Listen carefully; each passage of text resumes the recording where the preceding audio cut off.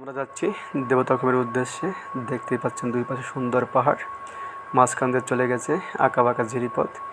এই ঝিরিপথ ধরেই সামনের দিকে আগাতে হবে।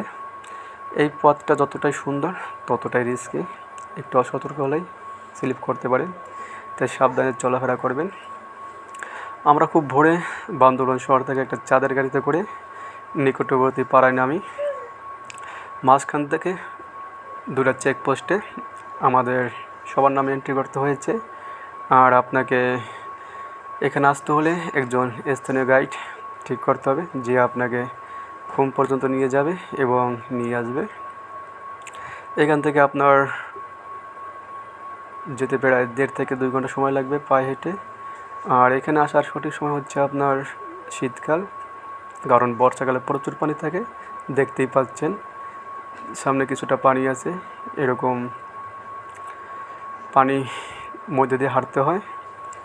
তো আজকে প্রচুর পর্যটকের ভিড়, তাই আমরা বাসের বেলা ঠিক করতে পারলাম না, তার জন্য খুব খারাপ লাগছে। তো কিচ্ছু করার নাই, তাই আমরা একটা নৌকা ঠিক করলাম। আজকে নৌকায় করে দেবতাখুম ভ্রমণ করব।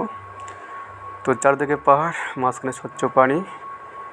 এই খুমের গভীরতা খুব, যদি মোবাইল পড়ে যায় কখনো পাওয়া যাবে না, তাই সাবধানে ছবি তুলবেন।